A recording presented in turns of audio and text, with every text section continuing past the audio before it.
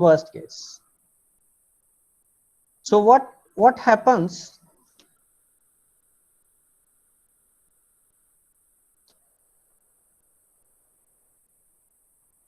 All of you, please respond me sometime when I ask you, so that I can know that you are in the meeting and I am also connected to you. Right. So what is the problem with the A star algorithm?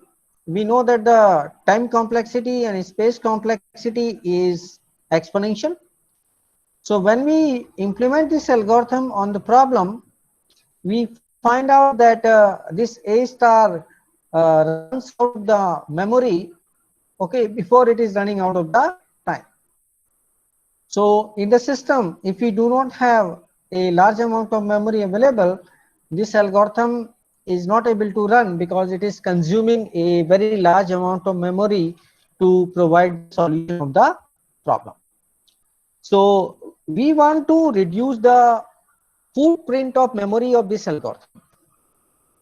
Okay, so we want to do some modification into this A star algorithm, and we want to reduce the consumption of memory required by this A star algorithm.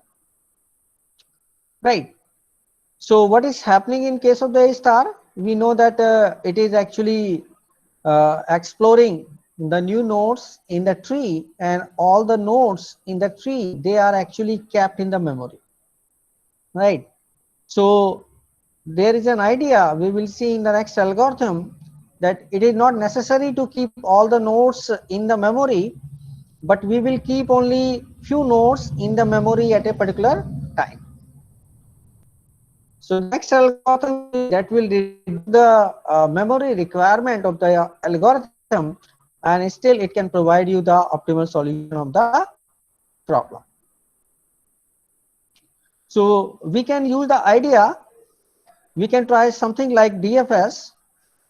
Okay, we know that in case of the DFS, the exploration of the nodes happen in one direction. Okay, but let us not forget everything about the earlier branches which are partially explored. Okay, so we will use the concept like the DFS, but we will make some modifications.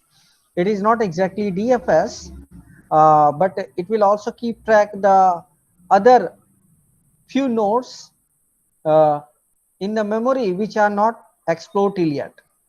Right.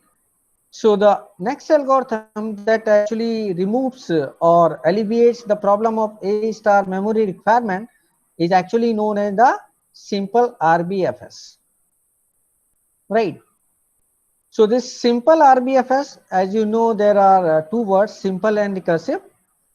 Okay. So this actually is a recursive algorithm that does the same thing again and again. Okay. And it is actually using the best first strategy. So at a particular time, if there are many nodes available, it finds out the value of the evaluation function for each and every node, and it will select the node for further expansion, which would be having the minimum value of evaluation function. Right. So this algorithm is slightly different than A star and the best first search algorithm, and there are two arguments. It uses two arguments. We will see also by the example how it is actually going to proceed to find out the solution. So it takes two arguments, a node and a upper bound. Right. And it will explore the subtree below the node as long as it contains frontier nodes whose costs do not exceed the upper bound. So what happens if you look at a search tree in case of this simple RBFS, that a subtree is there and there are some children of this particular subtree. There are some nodes below this root of the subtree. So the root of the subtree will be assigned some value which is called the upper bound. Okay, and the nodes in this subtree will continue to be explored till the time the nodes we are getting which are not having value greater than this upper bound. if we get some node which is actually having more than this upper bound value, then this subtree will not be further explored. So every node has a upper bound on the cost. Okay, and how do we determine the upper bound? There is a formula how to find out this upper bound. It is the minimum value of upper bound on its parent, means you know the subtree, and the root of the subtree will be actually the parent of all the other nodes in that particular subtree, and the current value of its lowest cost brother. Okay, the current value of its sibling. So we look what is the upper bound on the root of the subtree and what is the current value of its lowest cost sibling in the complete search tree. Okay, so in this way this upper bound value will be determined.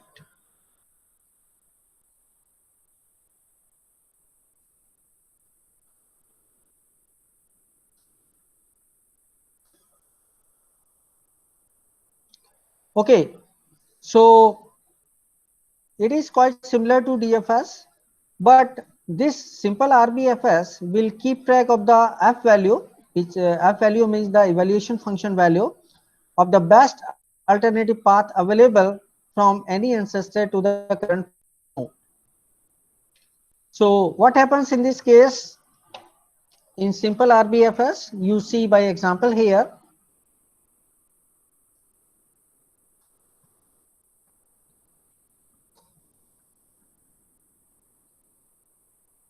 I hope that it is visible to each and everyone.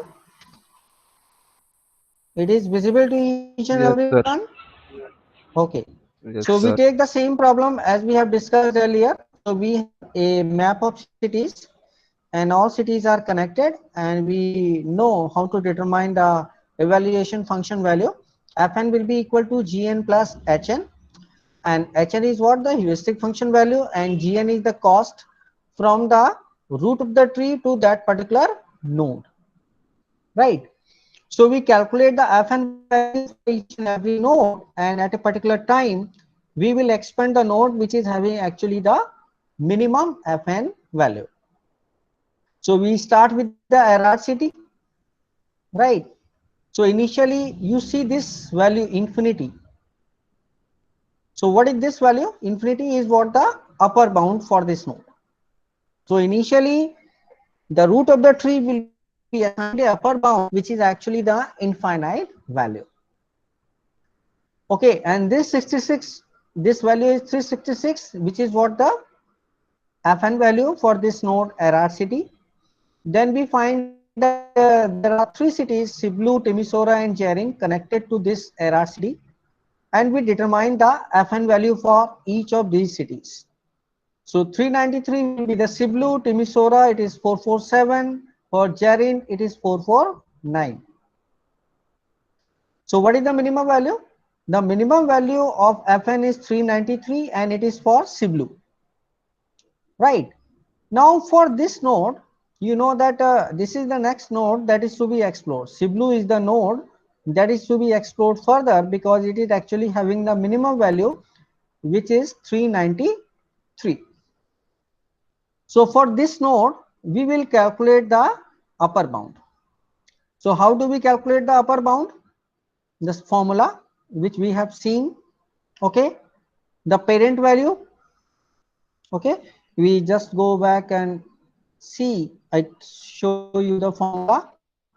Upper bound is minimum value of upper bound on its parent, and current is lowest cost brother.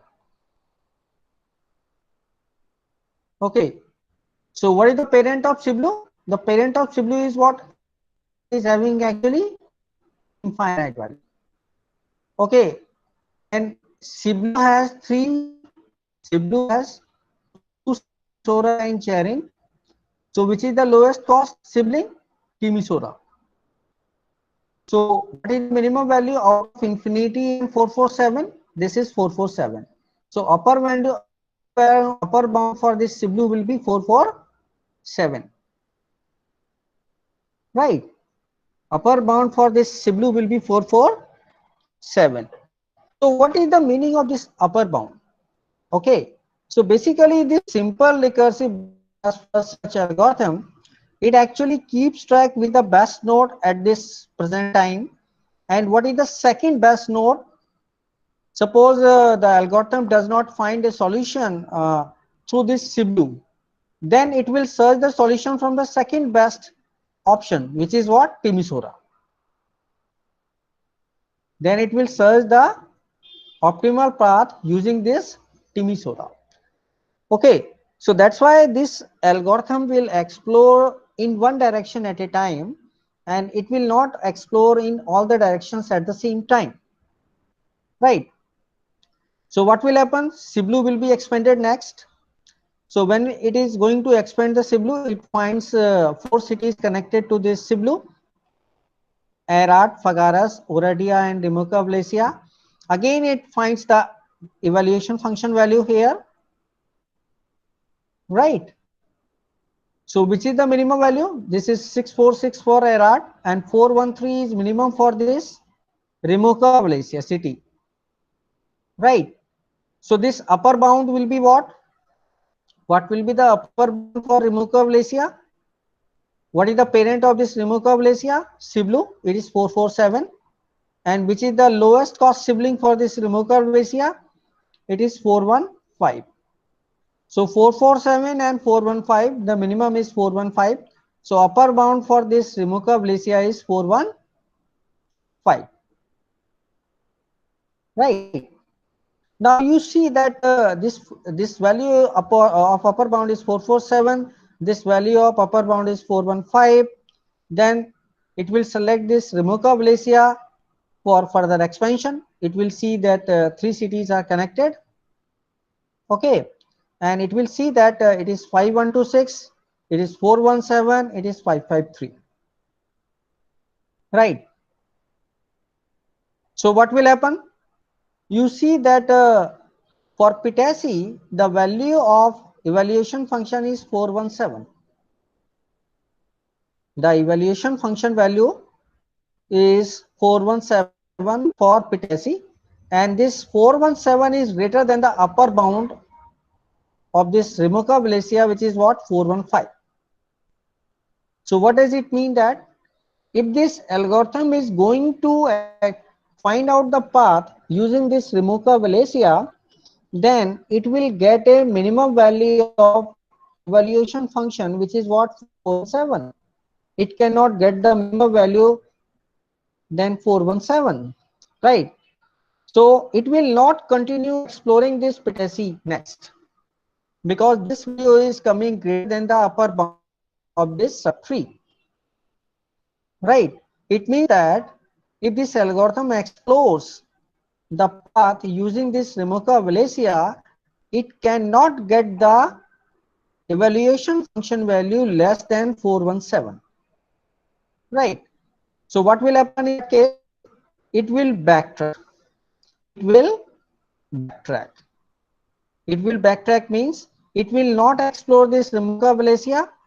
It will explore some other node. It will explore some other node. Any doubt into this? You tell me. Anybody? If you have any doubt, you can ask me. You see that for Pitasi, the evaluation function value is 417, which is greater than the upper bound of this subtree, starting from Remoka Valencia, which is 415.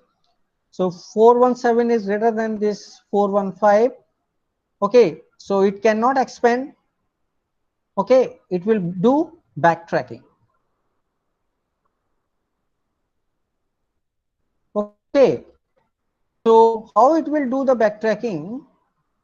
It will assume that if it is going to find out a path using this Remoka Valencia, the evaluation function value cannot be less than this 417. So this value of upper bound at Remoka Valencia will be updated to 417.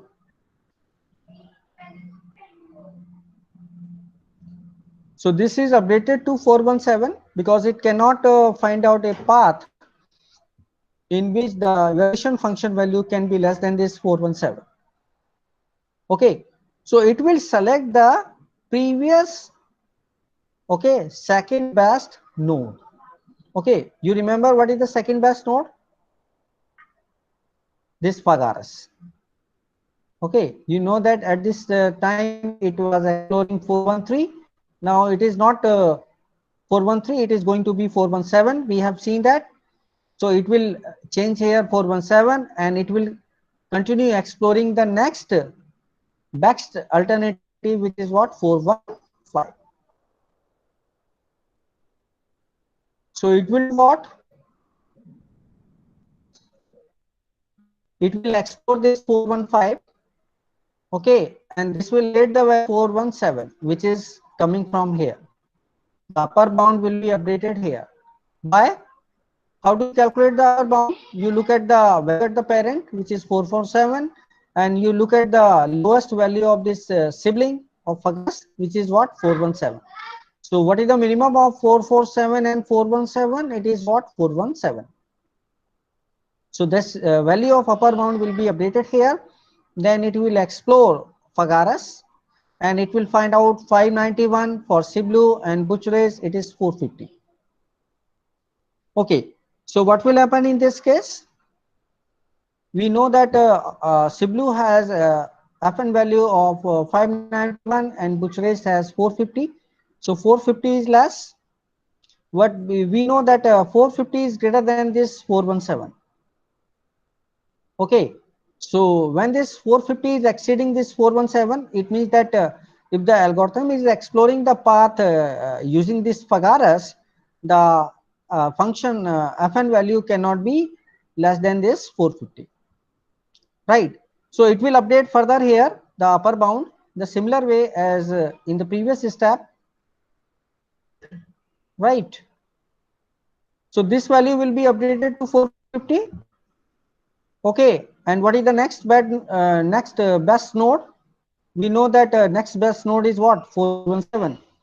So this is 646, this is 415, already explored, not get the better value, we are getting 450 here. So next best node is what, Remoka Valencia. This is having the 417 FN value.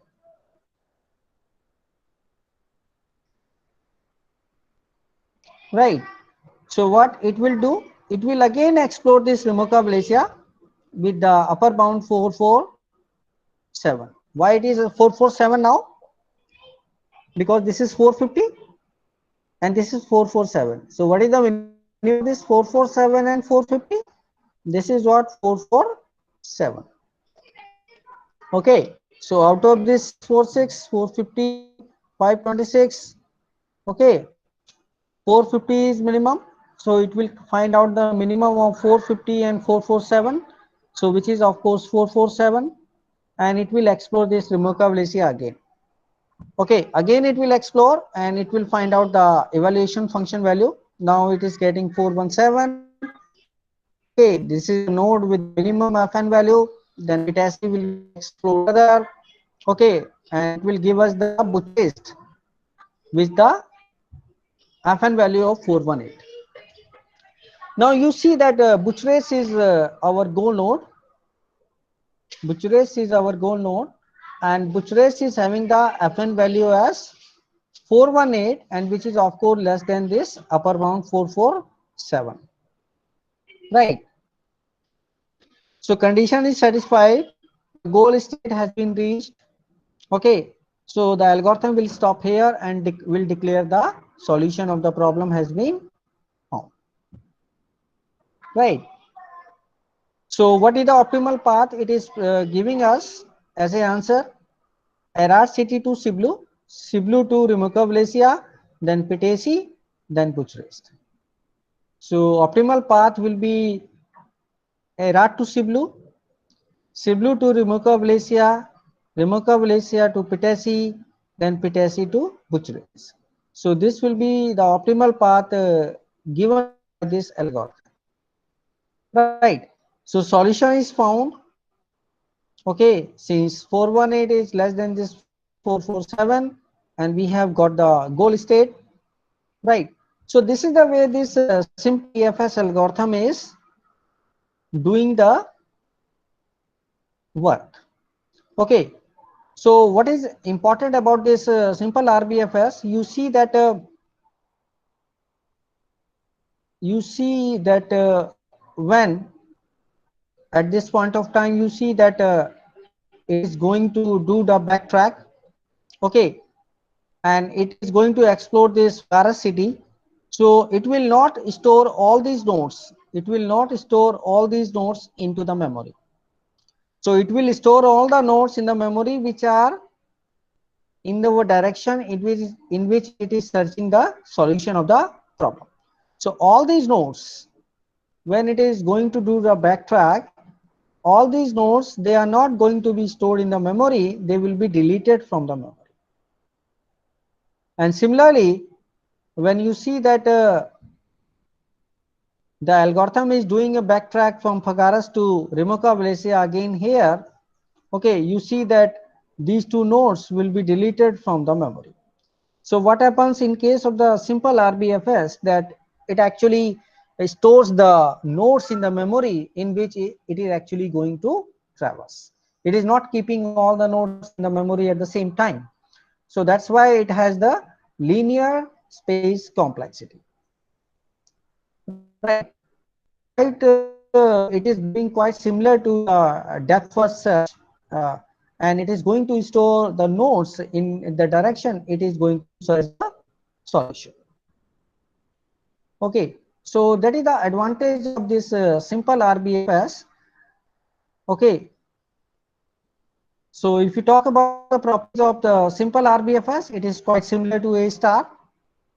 Okay, it will give us the optimal solution if the heuristic function is admissible.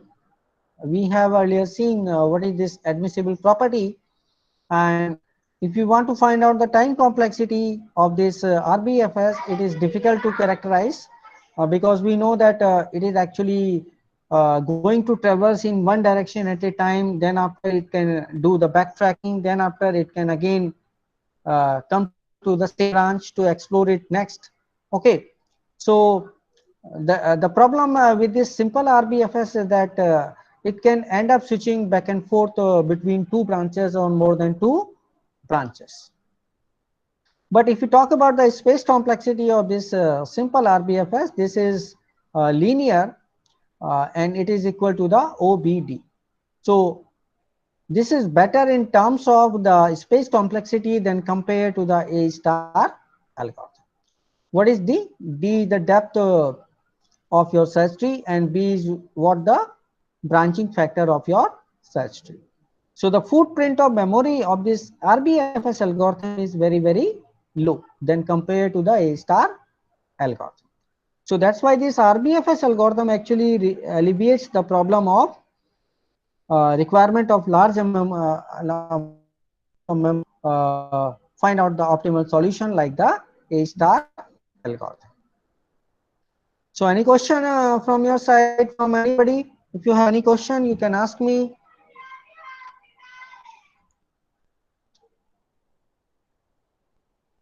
Yes, any question into this?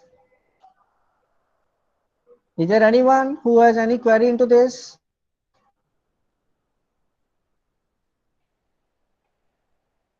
No query?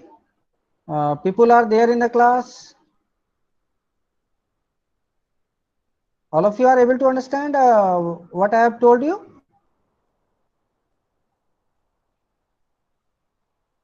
Nobody responding. Are you there in the class, all of you?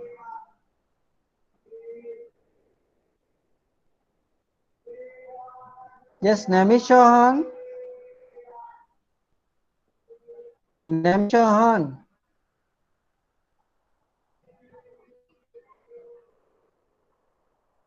Namish Chauhan, Nitin Manchanda. Ritik Namish. Manchanda. Yes, Namish. Are you able to understand? Yes, sir. Okay. Okay. And there is one more algorithm that solves this memory requirement problem, that is called the SMA star. simplified memory bounded A star algorithm. So this is the modification of this A star algorithm. Okay, so it does the same as the A star, but what happens when the memory is going to be full, it is actually going to delete the worst node. So it is going to delete the node which is actually having the largest evaluation function value, because that is not required, that is not needed for this A star algorithm to find out the solution. Like simple RBFS, we remember first descendant in the branch we delete. Okay, so in case there is a tie, two nodes are having the same evaluation function value, it is actually going to delete the older node first. So this simplified memory bounded A star definitely find out the optimal solution of the problem with the specific memory constant. But the time complexity, of course, is exponential. So this is the another variation possible over this A star algorithm, in which we can find out the solution using the similar approach as used by the A star.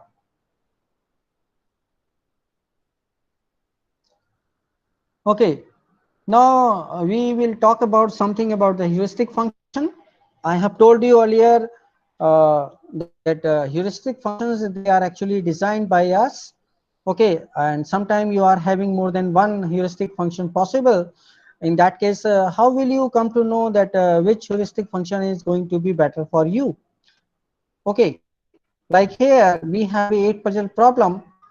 Okay, all of you are aware of this 8-puzzle problem, and we know that we are having the two heuristic functions h1 and h2.